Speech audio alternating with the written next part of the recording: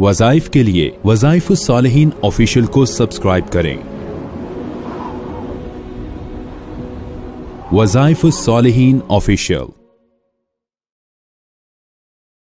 نحمده ونصلي على رسوله الكريم اما بعد فاعوذ بالله من الشیطان الرجیم بسم اللہ الرحمن الرحیم۔ محرم الحرام کی دوسری شب جمعہ کا بہت ہی خاص مجرب عمل جو آپ کو تحفتاً پیش کرنا ہے، چونکہ انسان یہ چاہتا ہے کہ میرا مخالف، میرا دشمن، مجھ سے نفرت کرنے والا، بغض رکھنے والا وہ ڈاؤن ہو جائے اور اس کا دماغ اور اس کی سوچ میرے سے دور ہو جائے، میں اس کی تدابیر سے، اس کے ہتھ کنڈوں سے، اس کے مکر و فریب سے حفاظت میں رہوں۔ چونکہ دشمن کون کون ہے انسان کو پتہ نہیں چلتا، بعض اوقات انسان منہ سے تعریف کر رہا ہوتا ہے اور دل میں بغض رکھ رہا ہوتا ہے، اور یہ آج اس معاشرے کے اندر ہمیں بہت زیادہ ملتا ہے کہ زبان سے تو ہم کسی کی تعریف کر رہے ہیں لیکن دل کے اندر اس کا بغض رکھتے ہیں، اس سے نفرت رکھتے ہیں اور حسد رکھتے ہیں۔ چونکہ ہم اپنے بعض اوقات مخالفین کو جان رہے ہوتے ہیں، بعض اوقات اپنے مخالفین کو نہیں پہچان رہے ہوتے، اور ہم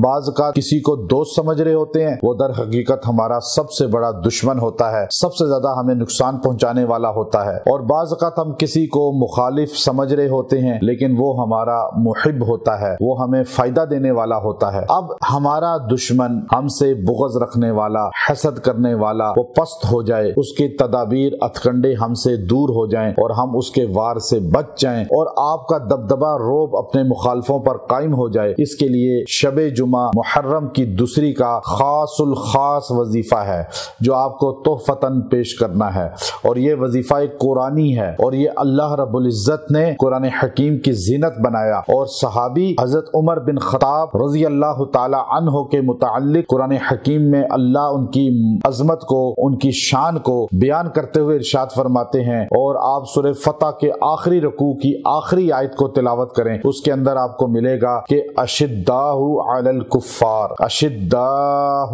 علی الکفار، کہ وہ کافروں پر سخت ہیں۔ یعنی صحابہ کی شان میں عمر بن خطاب رضی اللہ تعالیٰ عنہ کی خاص طور پہ اشارہ ان کی مدح میں، ان کی عادت نیچر پر بیان ہوا، اور کل صحابہ کی شان کو اللہ نے بیان فرمایا کہ وہ کافروں کے لیے سخت ہیں، کافروں پر سختی کرنے والے ہیں، اور کافر ان سے ڈرتا ہے، کافروں پر ان کا روب ہے، اور روب ایسا کہ عمر بن خطاب رضی اللہ تعالی عنہ مدینے کی مسجد نبوی میں فرش پہ لیٹے ہوئے ہیں، کچی زمین پر مٹی کے اندر لیٹے ہوئے ہیں، اینٹ سرانے کے نیچے رکھی ہوئی ہے، اور حکومت ہے 44 لاکھ مربع میل پر، اور کیسر روم بھاگ چکا ہے، اور روم و ایران کس طرح سرنگوں ہو چکے ہیں، اور آپ فاتح بن کے داخل ہو چکے ہیں، اور کیسر روم میں جا کے نظر بند ہو چکا ہے، اور وہاں عمر کے نام سے کانپ رہا ہے۔ تو عمر مدینے کی مسجد میں زمین پہ لیٹا ہوا ہے اور سو رہا ہے، لیکن دبدبا کئی ہزار میل کے فاصلے پر ہے۔ پتہ یہ چلا جو آیت کریمہ